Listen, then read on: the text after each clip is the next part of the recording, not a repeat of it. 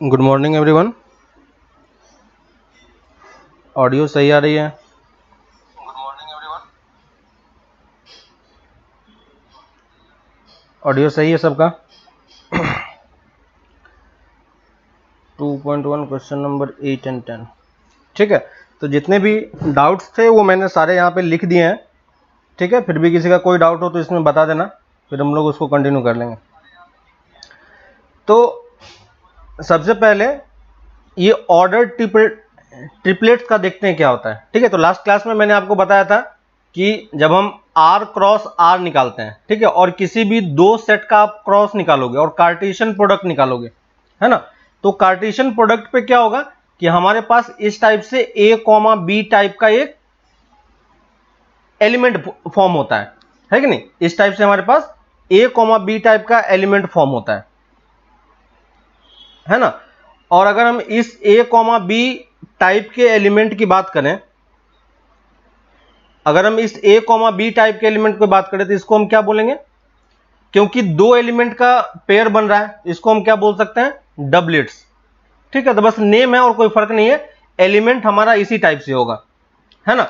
वैसे ही अगर हमारे पास मान लो तीन एलिमेंट का हमने क्रॉस लिया, ठीक है, A cross B cross C, तो अगर आप तीन एलिमेंट का तीन सेट का क्रॉस लोगे तो आपके पास तीन का ग्रुप बनेगा, तो इसको हम क्या बोलेंगे, ट्रिपलेट्स। ठीक है, फर्क नहीं पड़ता, तीन इसलिए आ रहा है क्योंकि हमने तीन को क्रॉस किया है ना। दो का लेंगे तो दो का क्रॉस आएगा, है ना, एक का तो बाय डिफॉल्ट सेट होता ही है ना।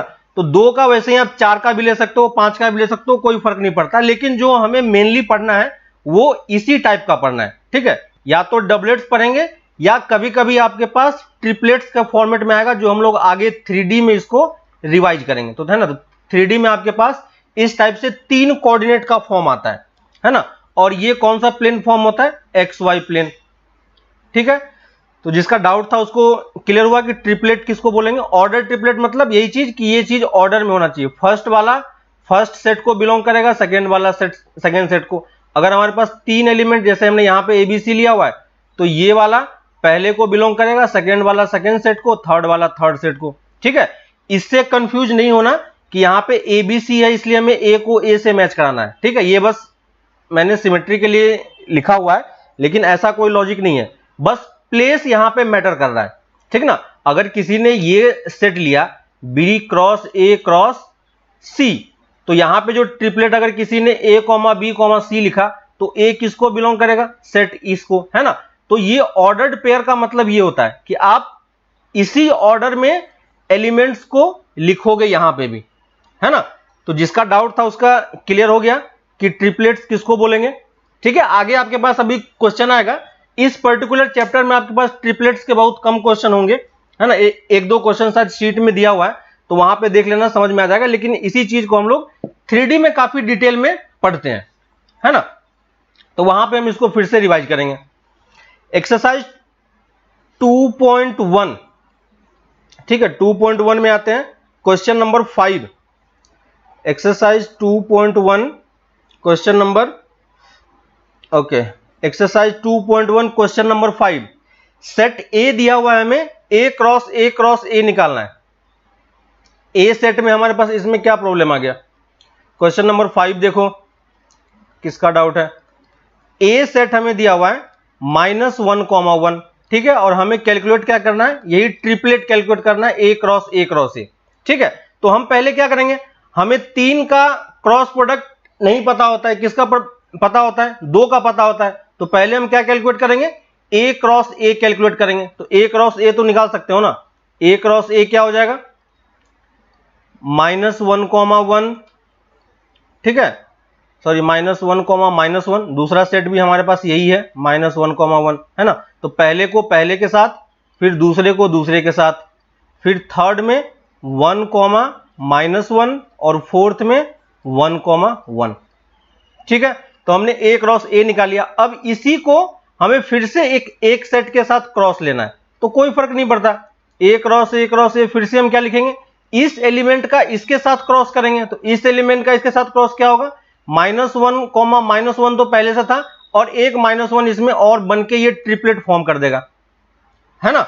वैसे ही फिर इसका सेकेंड वाले के साथ लिखेंगे तो -1, -1, 1, ठीक है। फिर इस वाले के साथ फिर से 2 पेयर बनाओ, बना पाओगे? किसका था क्वेश्चन नंबर 5?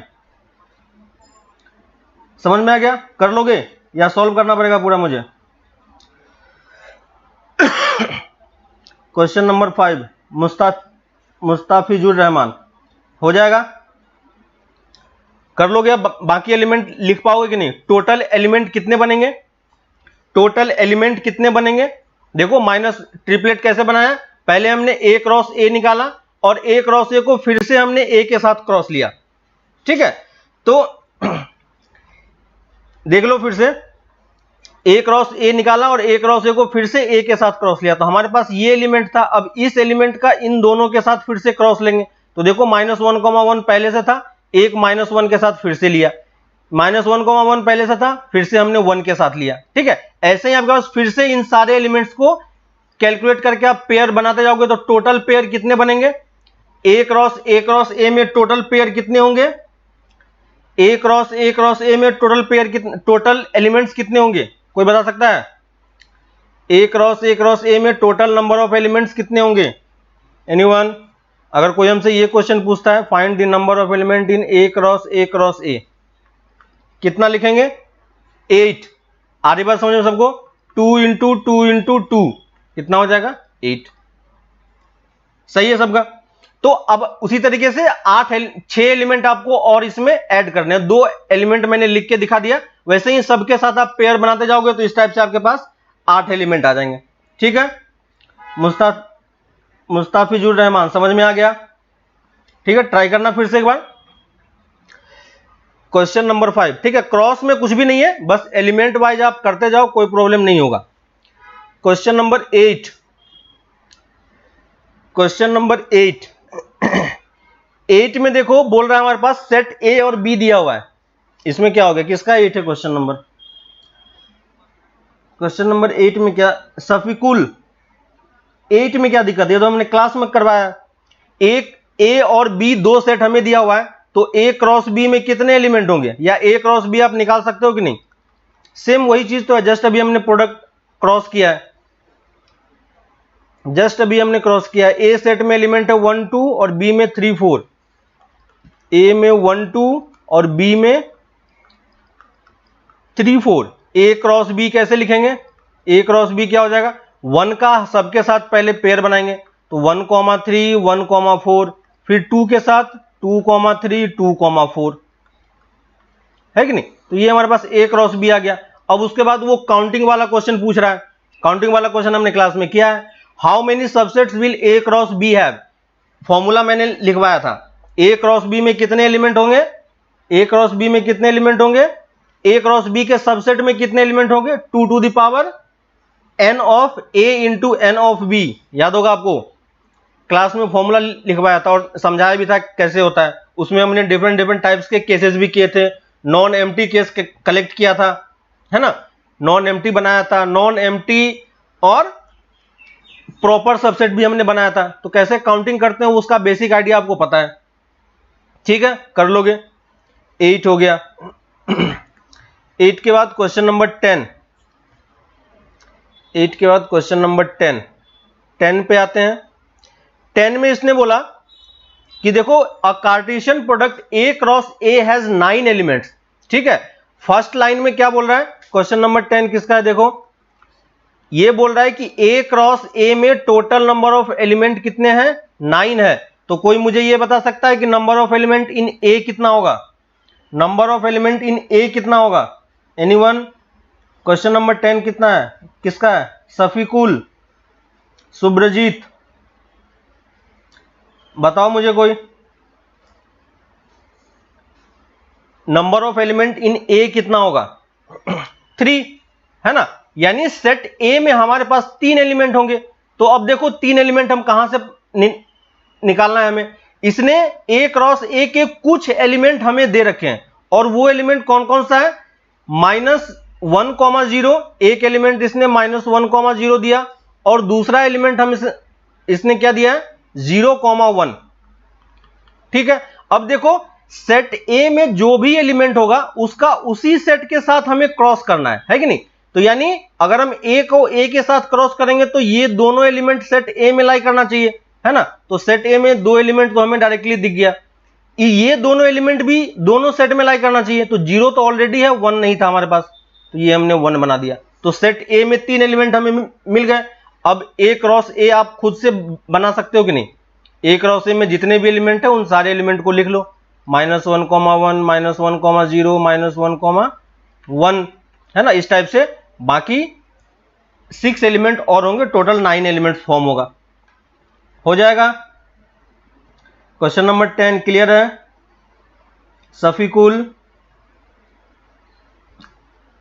सफीकुल और सुब्रजीत क्लियर है, कर लोगे, ठीक है। बस जैसे जैसे वो बोलते जा रहा है पहले आप ट्राई करो कि कॉपी में आप कुछ लिखो, ठीक ना। हैबिट क्या बना हुआ है कि बस हम लोग क्वेश्चन पढ़ लेते हैं, समझ में नहीं आता तो फिर हम क्वेश्चन को स्किप कर देते हैं, ठीक है। क्वेश्चन स्किप मत करो अभी क्योंकि प्रैक्टिस का टाइम है, तो आपको सब कुछ करना है, ठीक ना। तो आप क्वेश्चन को पढ़ो और उससे क्या क्या चीजें आप कंक्लूड करके लिख सकते हो कॉपी में, एटलीस्ट वो चीज निकालने का ट्राई करो, ठीक है। इसी को एक्सट्रैक्शन बोलते हैं कि आप क्वेश्चन से जो इंपॉर्टेंट इंफॉर्मेशन है उसको आप एक्सट्रैक्ट करके कॉपी में कम से कम एटलीस्ट लिखो कि हमें क्या क्या चीजें गिवन है और क्या हमें निकालना है, ठीक है। तो एक थॉट प्रोसेस आपका डेवलप होगा कि हमें कहां से कहां तक जाना है, ठीक है। तो एक्सरसाइज 2.1 में और कोई डाउट किसी को। एक्सरसाइज 2.1 कंप्लीट हो गया। मिसलेनियस चैप्टर 1 कहां तक मिला था, कंप्लीट करने के लिए था। मिसलेनियस चैप्टर 1 कहां तक था, कंप्लीट करने के लिए था शायद। मिसलेनियस के किसी क्वेश्चन में डाउट, अप टू 10 कहां तक मिला था शायद, या 5 तक मिला था शायद 5 तक मिला था, हाँ ठीक है। तो अप टू 5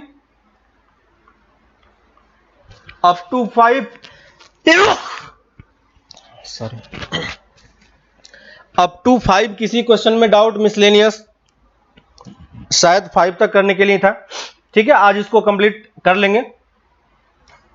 5 तक में सबका हो गया होगा ऑलमोस्ट, ठीक है। क्वेश्चन नंबर 6 लास्ट क्लास में किसका था, क्वेश्चन नंबर 6 प्रिजा का शायद। क्वेश्चन नंबर 6 देखो सॉल्व हुआ था या नहीं। P of A equal to P of B दिया हुआ है, तो हमें A इक्वल टू B करना था, ठीक है। मिसलेनियस का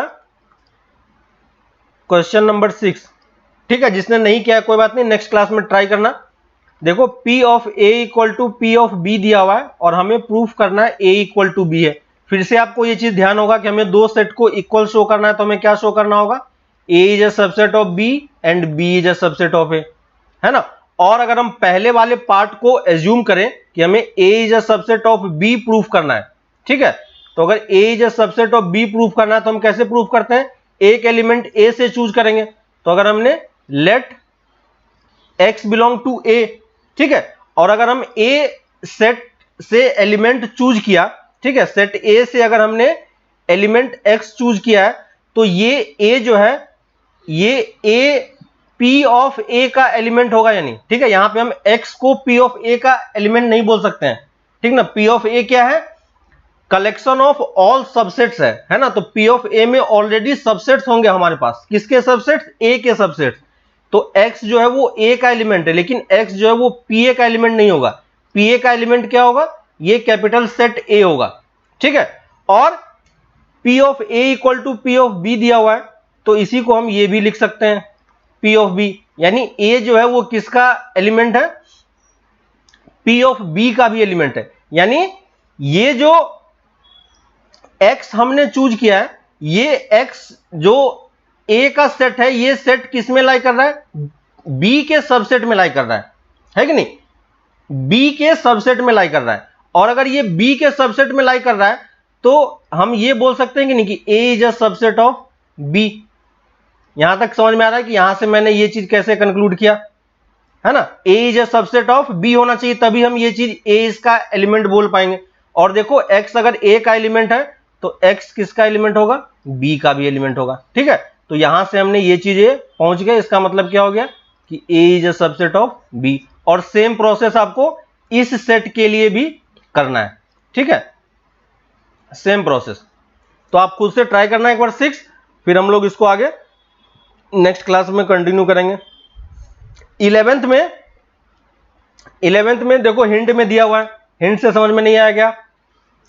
लेट ए को आप इस तरीके से लिख सकते हो, उसके बाद आप डिस्ट्रीब्यूटिव प्रॉपर्टी यूज कर लो तो आपका क्वेश्चन सॉल्व हो जाएगा, ठीक है। यानी तो आप एलिमेंट मेथड से भी जा सकते हो, ठीक है।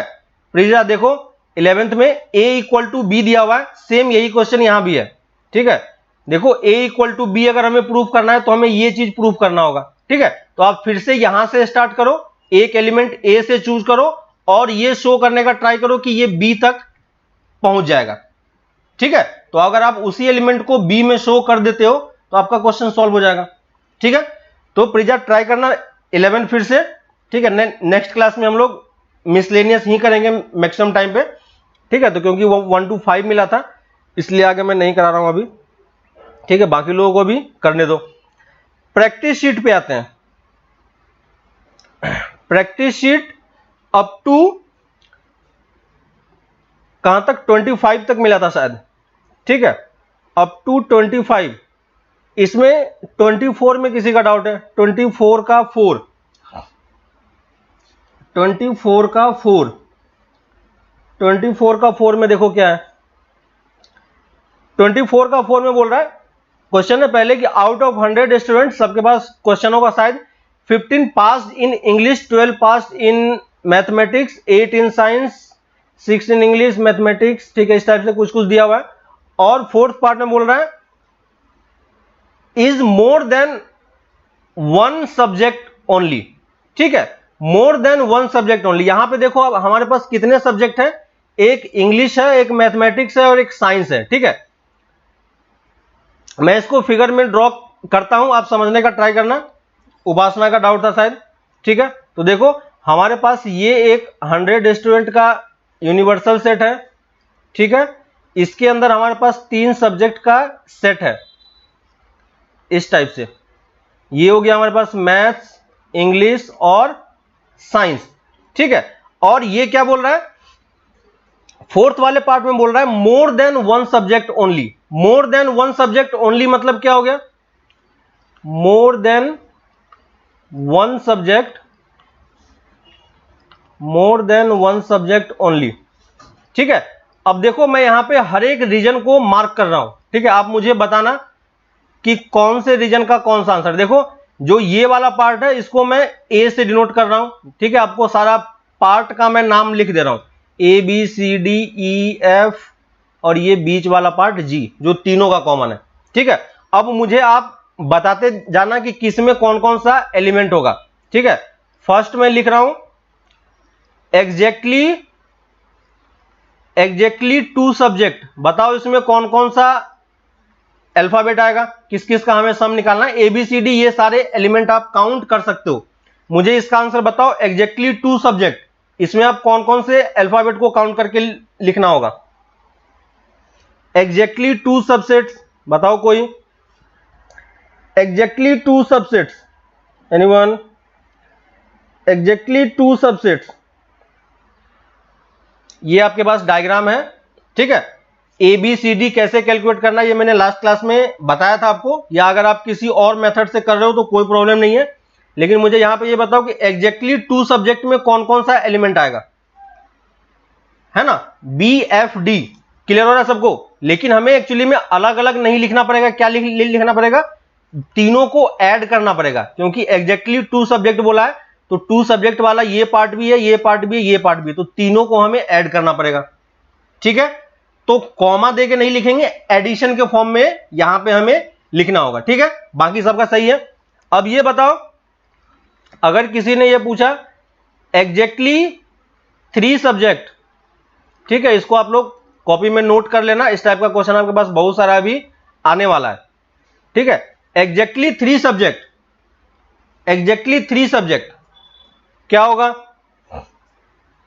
एग्जैक्टली 3 सब्जेक्ट जी, वेरी गुड। मोर देन और only one subject, only one subject, बताओ ओनली वन सब्जेक्ट। सेकेंड का सही है सबका, वेरी गुड। थर्ड का बताओ ओनली वन सब्जेक्ट। ठीक है, देखो वेन डायग्राम बनाने से फायदा ये हो रहा है कि मुझे सब कुछ दिख रहा है, ठीक ना, कॉमा में नहीं लिखेंगे, देख बोला एडिशन के साथ में लिखना है, ए प्लस सी प्लस ई, है ना। इसने देखो सब्जेक्ट का नाम नहीं बोला है, अगर सब्जेक्ट का नाम बोला होता तो हम सिर्फ मैथ्स या इंग्लिश या साइंस लिखते, ठीक है। इसने डायरेक्टली सब्जेक्ट बोला, यानी वो तीनों को काउंट करके लिख रहा है। क्लियर है। अब मुझे ये बताओ फोर्थ वाला part, more than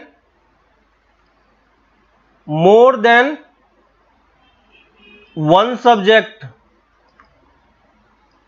more than one subject क्या होगा, more than one subject. More than one subject मतलब क्या हो गया, यानी अगर हम ये बोल रहे हैं x ग्रेटर देन 1 तो मोर देन 1 हो गया, तो x की वैल्यू क्या क्या पॉसिबल है, 2 and 3, है कि नहीं, समझ में आ रहा है, 2 and 3, यानी मोर देन वन सब्जेक्ट मतलब कि जिसने 2 सब्जेक्ट भी चूज किया हुआ हो सकता है या 3 सब्जेक्ट भी चूज किया हुआ हो सकता है, हमें उन सबको यहां पे कलेक्ट करके लिखना है। ठीक है, तो देखो मोर देन वन सब्जेक्ट में क्या क्या आएगा बताओ, मोर देन सब्जेक्ट में 2 वाले जितने आएंगे, तो देखो यहां पे एग्जैक्टली 2 वाला हमने काउंट कर रखा है, एग्जैक्टली 3 वाला काउंट कर रखा है, तो आपको करना क्या है, 1 और 2 को ऐड कर देना है, तो क्या हो जाएगा b plus F plus D plus G. Clear हो रहा है। अगर इसी क्वेश्चन में मुझसे कोई ये पूछता at least one subject, at least one subject, fifth का आंसर बताओ, एटलीस्ट वन सब्जेक्ट, एटलीस्ट सही है सबका, सबका सही है, B plus C plus D, B D F G. Fifth का आंसर बताओ एटलीस्ट वन सब्जेक्ट, फिफ्थ का एटलीस्ट वन सब्जेक्ट। ठीक है, आपने डायग्राम ड्रॉ किया हुआ है, उसमें देख के बताओ एटलीस्ट वन सब्जेक्ट में आप क्या लिखोगे, अगर आपसे एटलीस्ट वन सब्जेक्ट की बात बोल रहा है कोई, तो अगर कोई हमसे एटलीस्ट वन सब्जेक्ट की बात बोल रहा है तो हम इसमें क्या बताएंगे, एनीवन, ऑल एडिशन, सही है। एटलीस्ट वन मतलब क्या हो गया कि अगर आप इसको अलजेब्रा के फॉर्म में लिखना चाहोगे तो x greater than equal to 1, है ना। एटलीस्ट वन मतलब मिनिमम 1 होना चाहिए, मैक्सिमम जहां तक जा सकता है कि नहीं।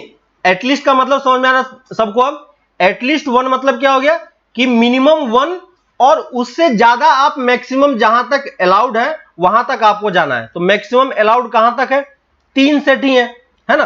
तो आपको एटलीस्ट 1 वाले में क्या करना होगा, एग्जैक्टली 1 वाले सब्जेक्ट को ऐड करना होगा, एग्जैक्टली 2 वाले सब्जेक्ट को ऐड करना होगा, एग्जैक्टली 3 वाले सब्जेक्ट को ऐड करना होगा। क्लियर है।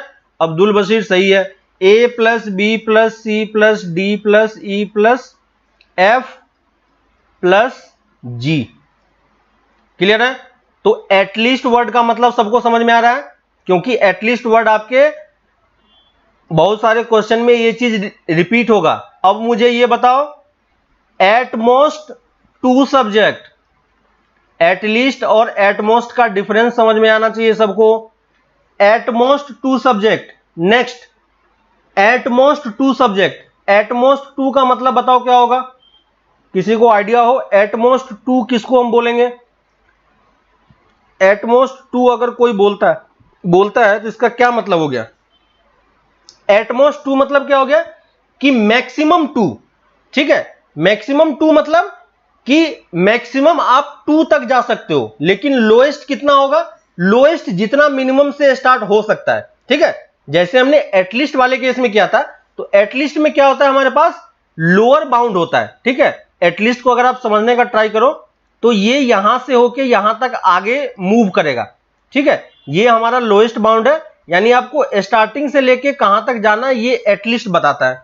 ठीक है, और एटमोस्ट मतलब क्या हो गया कि मैक्सिमम आपके पास डिफाइन है, उससे नीचे जितने पॉसिबल हो सकते हैं हमें वहां तक जाना है। ठीक है, तो इस पर्टिकुलर एग्जाम्पल में लिस्ट कितना है, सबसे मिनिमम 1 है ना, तो या तो 1 हो सकता है, 2 हो सकता है या 3 हो सकता है।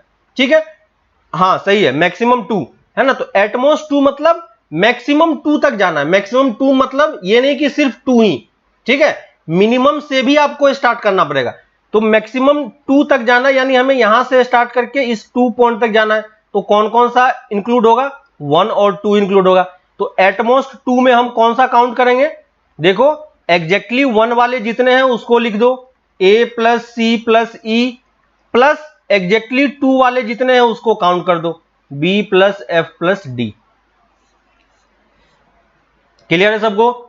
तो इस टाइप से वो लैंग्वेज में फॉर्म करता है। अब अगर कोई हमसे ये पूछेगा कि इस ए बी सी डी की वैल्यू कैसे कैलकुलेट होगी, तो ये क्वेश्चन पे डिपेंड करेगा, ठीक है ना। क्वेश्चन में आपको गिवन होगा सब कुछ, आप उस क्वेश्चन में देखो कि हर एक पार्ट को कैसे कैलकुलेट कर सकते हैं, ठीक है। इस टाइप का एग्जाम्पल मैंने क्लास में भी करके आपको दिखाया था कि कैसे हर एक पार्ट को कैलकुलेट करना होता है।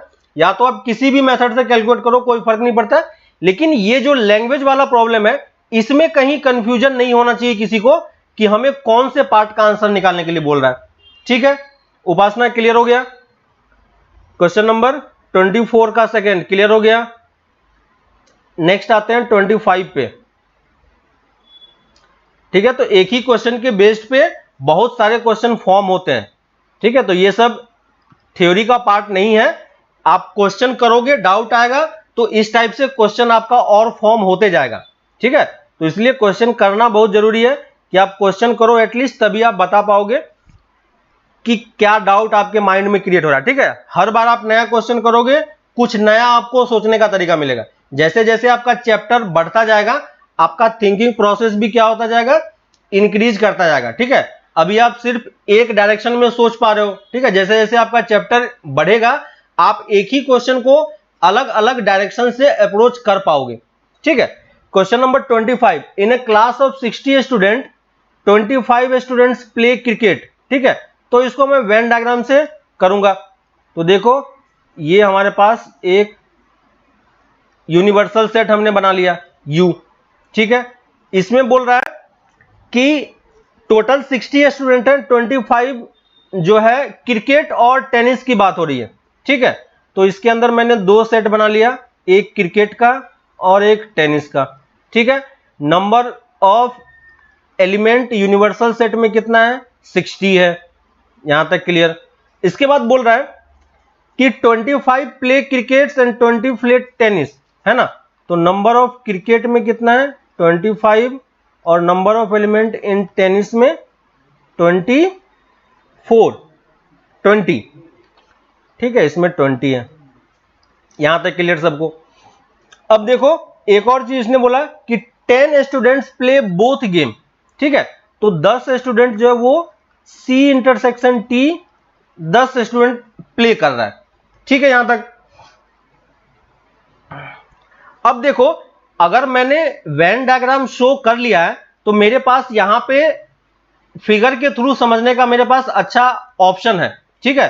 तो देखो ये जो C इंटरसेक्शन T है वो वाला पार्ट कौन सा है, ये 10 है, ठीक है। तो ये बीच वाला पार्ट की वैल्यू हमें पता है। N ऑफ C में 25 एलिमेंट है, यानी टोटल C में 25 एलिमेंट है, तो इस वाले पार्ट में सिर्फ कितना होगा 15, याद होगा। और इस वाले पार्ट में कितना होगा 10। तो देखो मैंने सारे पार्ट्स को अलग अलग कैलकुलेट कर लिया। अब अगर कोई मुझसे ये बोलता कि N of C union T कितना होगा, तो हम इस तीनों को ऐड कर देते, इजी है। तीनों को ऐड करेंगे तो देखो कितना होगा 10 प्लस 15 प्लस 10, ठीक है। और ये वैल्यू किसके इक्वल हो जाएगी 35 के, है ना। तो ये यूनियन यानी इस पूरे पार्ट को, यानी अगर आप कंबाइन करोगे कि उस स्कूल में जो क्रिकेट और टेनिस प्ले करने वाले पीपल हैं वो टोटल कितने हैं 35 है, लेकिन टोटल स्टूडेंट उसने कितना दे रखा था 60 दे रखा था। इसका मतलब कुछ स्टूडेंट वैसे भी हैं जो लोग कोई भी गेम नहीं खेल रहे हैं, है ना। यानी इस जो शेड पार्ट है इसके बाहर वाले पार्ट में कितने एलिमेंट होंगे, तो 35, 60 माइनस 35 कितना आ गया 25, है कि नहीं। तो ये 25 स्टूडेंट वैसे हैं जो कुछ भी प्ले नहीं कर रहा है, और अगर हम इसी को नंबर के फॉर्म में लिखना चाहें तो ए यूनियन बी का क्या होगा, कॉम्प्लीमेंट होगा, है ना, जो ए यूनियन बी में लाई नहीं कर रहा है, इसकी वैल्यू कितनी होगी 25। और यही चीज इसने हमसे पूछा था कि इसने पूछा है कि कितने स्टूडेंट हैं जो हु प्ले नीदर, कोई भी गेम नहीं खेल रहा है, तो कितने गेम स्टूडेंट होंगे जो नहीं खेलेगा 25। क्लियर हो गया, बाकी लोगों का, बहुत लोगों का 25 आंसर आया है, सॉल्व कर लिया था। ठीक है, तो वेन डायग्राम से करोगे तो आपको चीजें और बेटर तरीके से क्लियर होगी, सब कुछ आपको दिख जाएगा यहां पे ग्राफ में और कॉपी में कि कहां कहां पे हम क्या चीजें लिख रहे हैं। ठीक है, यहां तक किसी को कोई डाउट नहीं है। ठीक है, तो अप टू 25 आपका प्रैक्टिस शीट में कंप्लीट हो चुका है। ठीक है, नेक्स्ट क्लास में आपके पास 3 क्वेश्चन प्रैक्टिस शीट के हैं। ठीक है, और मिसलेनियस वाला पार्ट 10 क्वेश्चन वहां पे है। ठीक है, तो वो लास्ट में देखते हैं कि क्या क्या चीजें हमें कंप्लीट करना है। अभी हम आते हैं नेक्स्ट पार्ट पे। ठीक है, तो अब हम अपना जो नया चैप्टर है उसको हम लोग कंटिन्यू कर रहे हैं।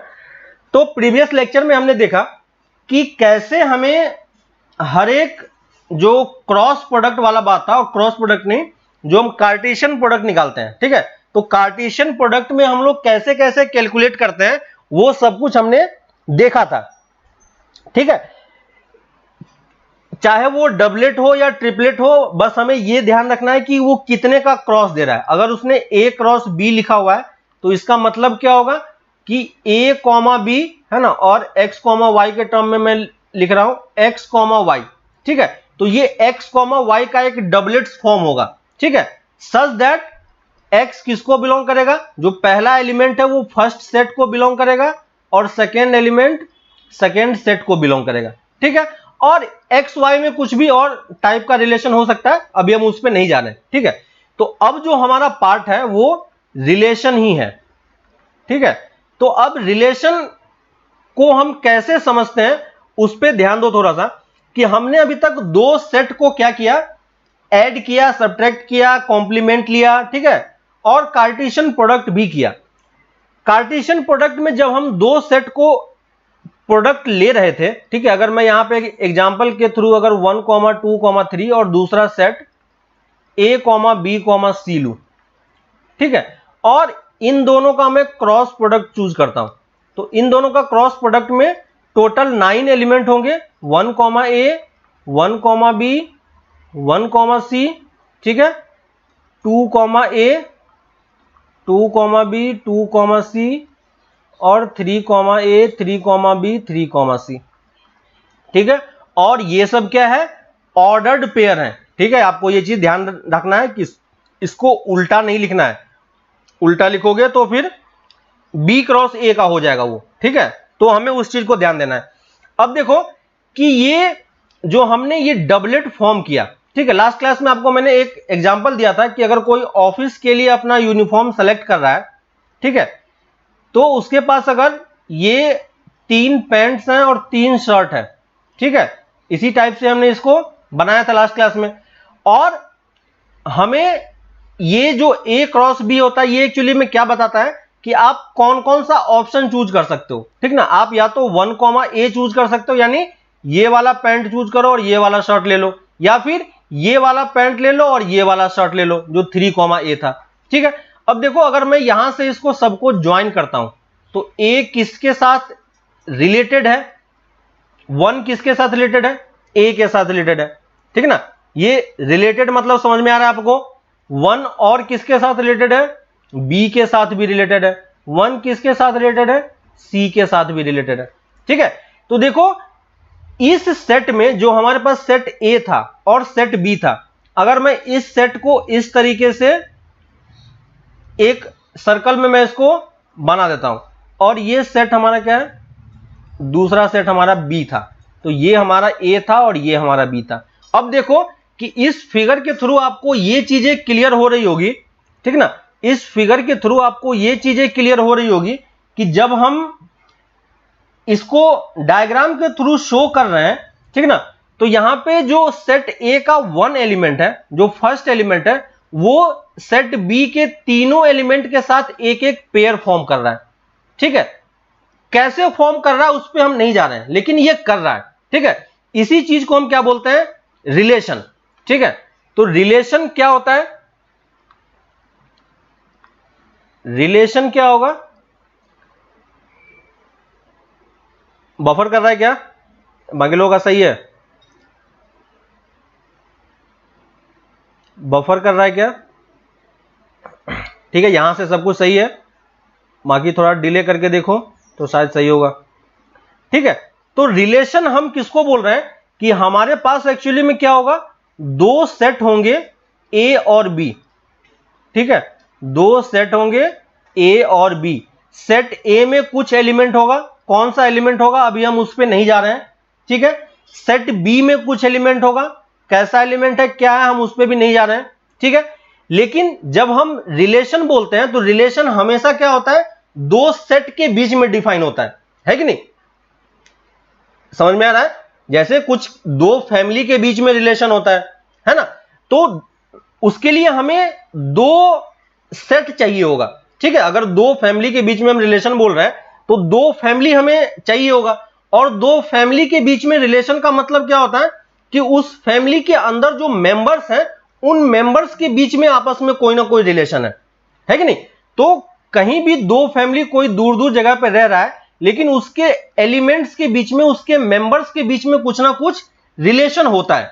ठीक है, सेम उसी टाइप से यहां पे मैथमेटिकली रिलेशन डिफाइन होता है। ठीक है ना, तो ये चीज हमेशा हमें ध्यान रखना है कि जब भी आपको रिलेशन डिफाइन करने के लिए बोले तो ऑलवेज हमें दो सेट चाहिए ही। ठीक है, कि हम दोनों सेट के एलिमेंट के बीच में कुछ ना कुछ रिलेशन निकाल सकें। ठीक है, अब वो रिलेशन किस टाइप का हो सकता है कि ये एलिमेंट इस सेट का, ये एलिमेंट इस सेट के इस एलिमेंट से रिलेटेड हो, इस सेट का एलिमेंट इस सेट के एलिमेंट से रिलेटेड हो। ठीक है, इस सेट का एलिमेंट इस तरफ से रिलेटेड हो, है ना, कहीं भी रिलेशन हो सकता है। इस टाइप से मैंने देखो एक रफ डायग्राम हमने शो किया है ना, ए से बी के बीच में मैंने ये एरो बनाया है। ठीक है, तो जब भी आपको रिलेशन अब से आगे जब भी मैं रिलेशन शो करूंगा तो हमेशा मैं सेट को इसी तरीके से शो करूंगा। ठीक है ना, तो इसको हम, इस फिगर को हम क्या बोलते हैं, एरो डायग्राम। ठीक है, ये क्या है हमारे पास, एरो डायग्राम। एरो डायग्राम क्या शो करता है कि जो भी रिलेशन है वो रिलेशन सेट ए के एलिमेंट्स के बीच में है। ठीक है, एक सेट का एलिमेंट्स दूसरे सेट के एलिमेंट्स से किस तरीके से रिलेटेड है उसी को हम क्या बोलते हैं, रिलेशन बोलते हैं। ठीक है, और ये रिलेशन को हम कैसे डिनोट करेंगे, देखो यहां से मैंने एक बड़ा इस टाइप से बनाया और यहां पे मैंने एक एरो लगाया। ठीक है, और ये एरो को मैं क्या लिख रहा हूं, आर। क्लियर है ना, यहां पे बस आप नोटेशन समझो कि नोटेशन क्या क्या है। ठीक है, कैसे होता है ये हम लोग इसको डिटेल में हम लोग करेंगे।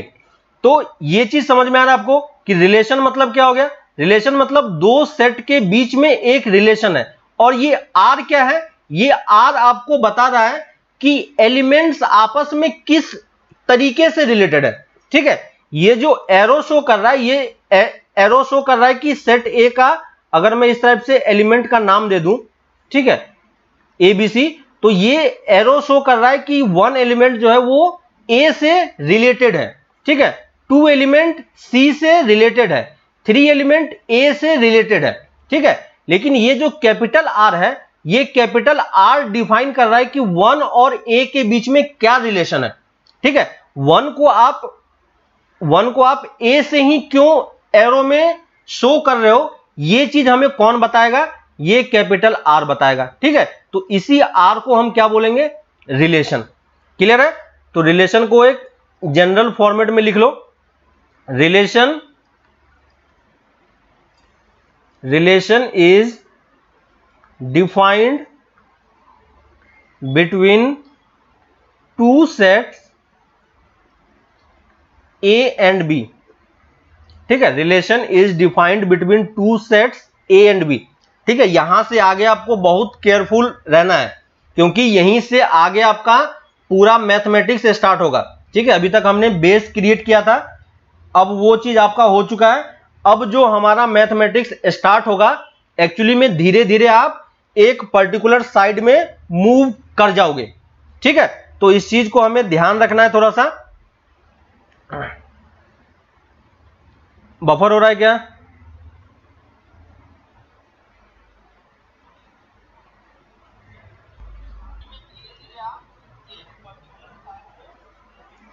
ठीक है, थोड़ी देर में सही हो जाएगा। तो ये चीज आप ध्यान रखो कि अभी से आगे जो रिलेशन है, रिलेशन स्टार्ट होगा, उसके बाद फिर से आगे हम इसी रिलेशन को ही आगे कंटिन्यू करते हुए बढ़ेंगे। ठीक है, यहां से आगे जो कुछ भी स्टार्ट होगा वो सब कुछ रिलेशन का ही पार्ट होगा। ठीक है, तो हमेशा ये चीज आपको ध्यान रखना है कि जब भी आप रिलेशन डिफाइन करोगे, रिलेशन किसके बीच में डिफाइन होगा? Relation is defined between two sets of elements. ठीक है, relation is defined between two sets of elements. कोई बात नहीं, लिखते जाओ, मैं बार बार रिपीट कर रहा हूं, है ना, वेदर खराब है इसलिए शायद नेटवर्क का इश्यू आ रहा है। Relation is defined between two sets of element A and B. ठीक है, ये फर्स्ट पॉइंट हो गया रिलेशन का, है ना। Second point, relation is the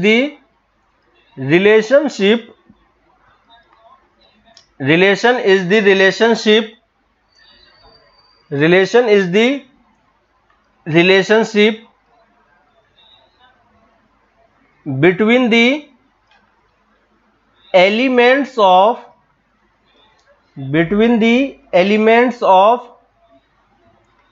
set A and the elements of set B। ठीक है, यहां पे एक वर्ड और ऐड कर लेना पहले वाले में, ऑलवेज। ठीक है, यहां पे एक वर्ड ऐड कर लेना फर्स्ट पॉइंट में, relation is always defined between two sets. ठीक है, सेट्स ए बी या कुछ भी हो सकता है, सेट से हमें फर्क नहीं पड़ रहा, लेकिन दो सेट होना चाहिए। ठीक है, तो ये दो सेट की बात हम यहां पे कर रहे हैं। क्लियर है? और सेकेंड पॉइंट है कि रिलेशन क्या होता है? दो सेट के एलिमेंट के बीच में एक्चुअली में रिलेशनशिप होता है। ठीक है, तो कोई भी अगर बोल रहा है कि रिलेशन है, इसका मतलब हमें यह ध्यान रखना है कि दोनों सेट के एलिमेंट के आपस में किसी न किसी तरीके से रिलेटेड होंगे। ठीक है, अब देखो मैं एक एग्जांपल के थ्रू इसको बस आपको समझाने का ट्राई करता हूं और आप मुझे खुद बता पाओगे कि दोनों एलिमेंट में क्या रिलेशन है। ठीक है, जैसे मैंने एक सेट लिया A और यहां पे दूसरा सेट ले रहा हूं B। ठीक है, और A और B में मैं कुछ कुछ एलिमेंट्स को डाल रहा हूं, 1 2 3 4। ठीक है, या 1 2 3 तक ही लेते हैं। और सेट B में मैं एलिमेंट डाल रहा हूं 1 2 3 4 5 6 7 8 9। ठीक है, मैंने सेट A में 3 एलिमेंट लिए, सेट B में मैंने 9 एलिमेंट लिए। और अब मैं क्या कर रहा हूं कि सेट A के एलिमेंट को सेट B के एलिमेंट से मैं रिलेट कर रहा हूं। ठीक है, तो 1 को मैंने 1 से रिलेट किया, 2 को मैंने 4 से रिलेट किया, ठीक है, 3 को मैंने 9 से रिलेट किया। अब मुझे कोई बता सकता है कि ये जो मैंने रिलेशन बनाया है दोनों सेट के बीच में, वो किस तरीके से रिलेटेड है? यानी दोनों सेट के एलिमेंट को मैं आपस में क्यों रिलेट कर रहा हूं? ठीक है, दोनों सेट का एलिमेंट किस रिलेशनशिप से रिलेटेड है, यानी आर की वैल्यू हमें बतानी है कि आर यहां पे क्या है। ठीक है, तो देखो यहां पे अगर आप आर के बारे में सोचोगे तो मैंने जो एरो डायग्राम शो किया है वहां पे मैंने 1 को 1 से ज्वाइन किया है, 2 को मैंने 4 से ज्वाइन किया है, बीच वाले दो एलिमेंट को मैंने कुछ भी नहीं किया। ठीक है, थर्ड को मैंने 9 से ज्वाइन किया। तो यहां पे आप देख पाओगे कि सेट ए के एलिमेंट का स्क्वायर जो है वो सेट बी के एलिमेंट से रिलेटेड है कि नहीं? सेट ए के एलिमेंट का स्क्वायर यानी 1 का स्क्वायर करोगे तो 1 मिलेगा, 2 का स्क्वायर करोगे तो 4 मिलेगा, 3 का स्क्वायर करोगे तो 9 मिलेगा, है कि नहीं? तो अगर हमें इस रिलेशन को शो करना है तो मैं क्या लिख सकता हूं?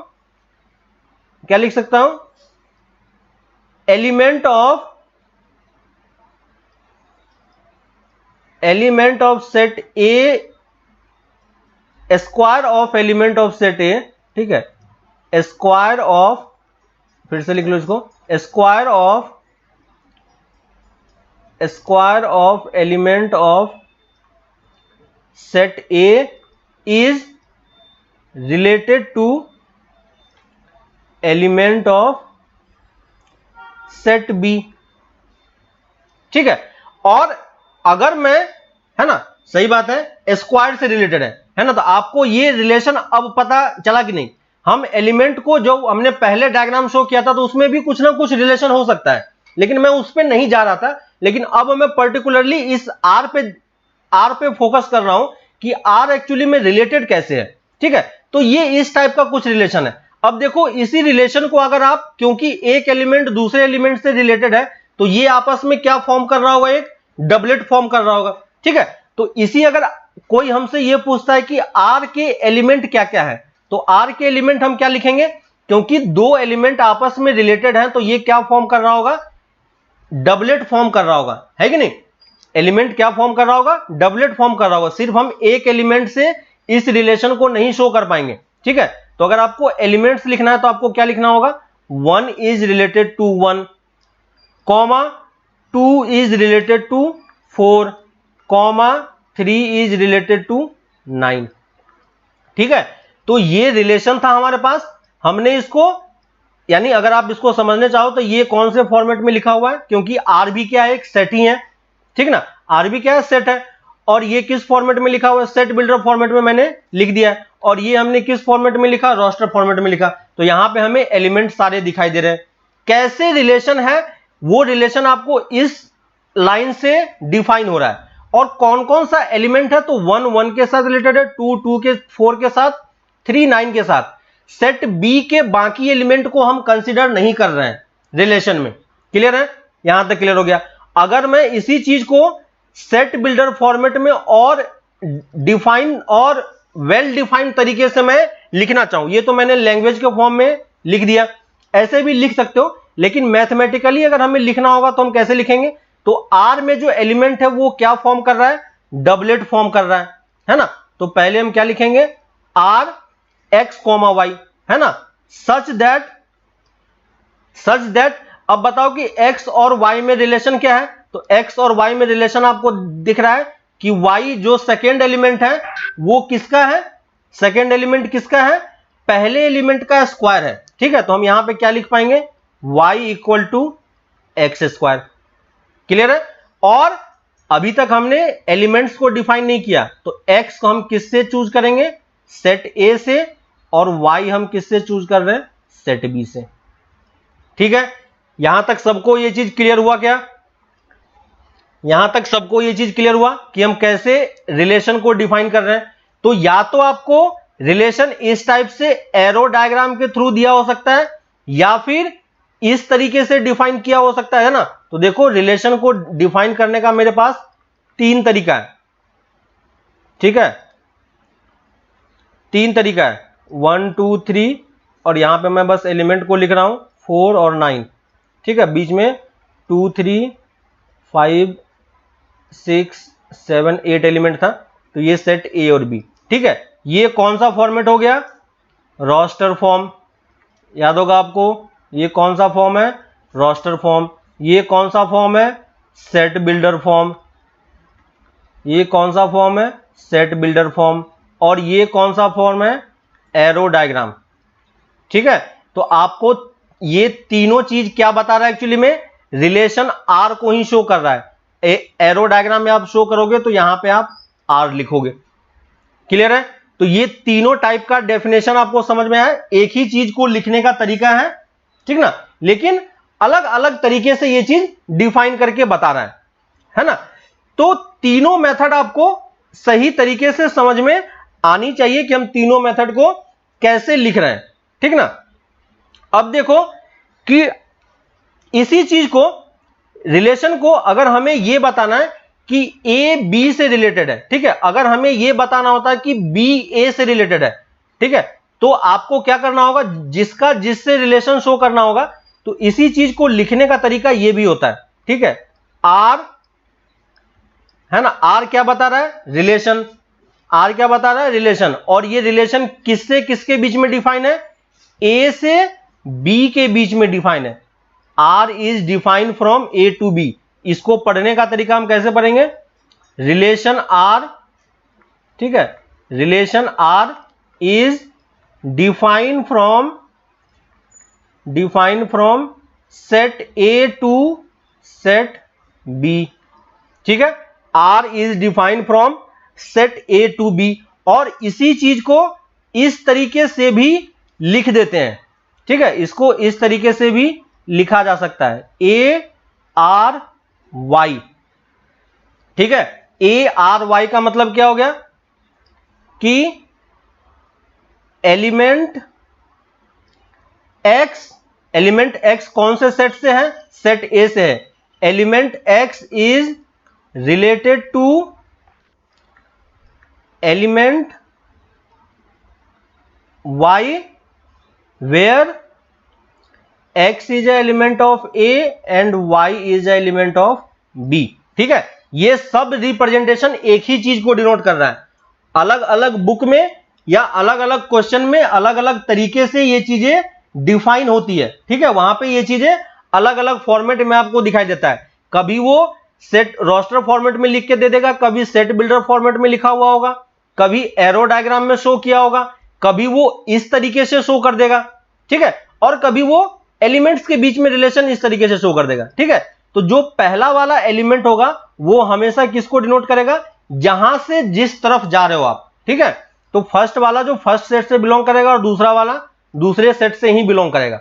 ठीक है, तो ये रिलेशनशिप होता है किसी भी दो सेट के बीच में। ठीक है, अब देखो यहां पे एक और चीज, छोटा सा चीज है, इसके बाद हम लोग नेक्स्ट क्लास में इसको कंटिन्यू करेंगे कि अगर हमारे पास दो सेट है ए और बी, ठीक है, सेट ए और बी, और यहां पे हमारे पास एलिमेंट है, जैसे जो पीछे वाला एलिमेंट था वही हमने फिर से मैं ले लेता हूं 6 7 8 9, और 1 को मैं 1 से रिलेट कर रहा हूं, 2 को 4 से रिलेट कर रहा हूं, 3 को 9 से रिलेट कर रहा हूं, और ये रिलेशन आपको समझ में आ रहा है।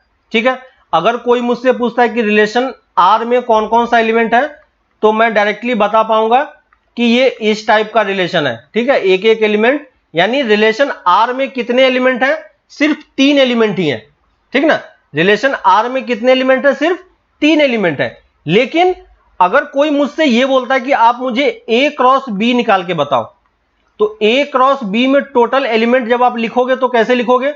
1, 1, 1, 2, और इस टाइप से 1, 9 तक जाएगा, फिर 2, 1, 2, 2, इस टाइप से 2, 9 तक जाएगा, और 3, 1, 3, 2, इस टाइप से 3, 9 तक जाएगा। ठीक है, तो देखो ए क्रॉस बी में एक्चुअली में क्या है? ए क्रॉस बी में एक्चुअली में कितने एलिमेंट है? 9 × 3 है ना, 27 एलिमेंट है। और रिलेशन आर में कितने एलिमेंट है? 3 ही एलिमेंट है। अब ये रिलेशन आर के जितने एलिमेंट है वो सेट ए क्रॉस बी में हमेशा लाई करेगा कि नहीं, है ना। ए क्रॉस बी में क्या था कि हमने सारे एलिमेंट का कॉम्बिनेशन ट्राई करके लिख लिया था, जैसे हमने कार्टेशियन प्रोडक्ट निकाला था। ठीक है, तो A cross B simple Cartesian product है, और रिलेशन बता रहा है कि एलिमेंट सेट ए का एलिमेंट सेट बी के किस एलिमेंट से किस तरीके से रिलेटेड है। ठीक है, यहां पे कोई पर्टिकुलर रिलेशन डिफाइन नहीं है, यहां पे सारे पॉसिबल कॉम्बिनेशन है, लेकिन ये आर जो है एक पर्टिकुलर चीज है।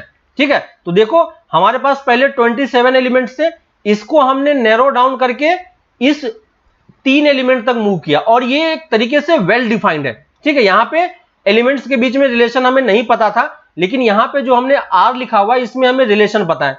ठीक है, तो इस चीज को आप देख पाओगे कि आर का हर एक एलिमेंट ए क्रॉस बी का एलिमेंट है। ठीक है, तो यहां पे आप ये चीज भी लिख सकते हो कि नहीं, R is a subset of A cross B. ठीक है, तो ये पॉइंट लिख लो, रिलेशन आर डिफाइंड फ्रॉम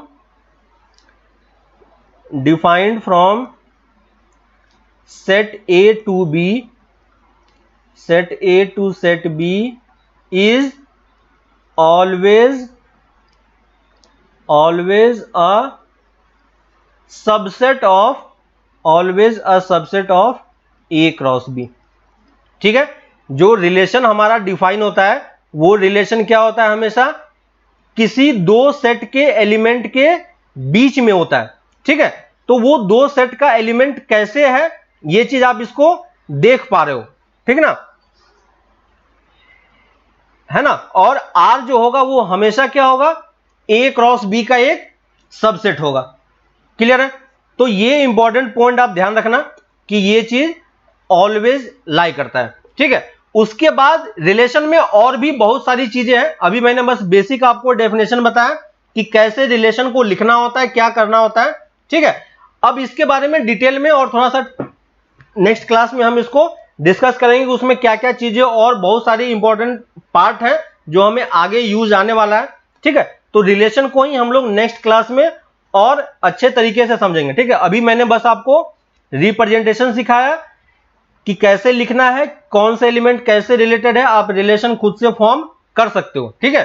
तो अभी आपको इस चैप्टर में कोई असाइनमेंट नहीं है, कोई होमवर्क नहीं है। जो हमारा पहले वाला होमवर्क था हमें उसको अभी पहले कंप्लीट करना है, ठीक है। तो जो आपके पास असाइनमेंट शीट था, असाइनमेंट शीट तो अब आप कंप्लीट कर ही लो, कल क्लास नहीं है वैसे भी, ठीक है। तो असाइनमेंट शीट, ठीक है, 25 तक हो चुका है, 3 क्वेश्चन और है, कंप्लीट कर लोगे, ठीक है।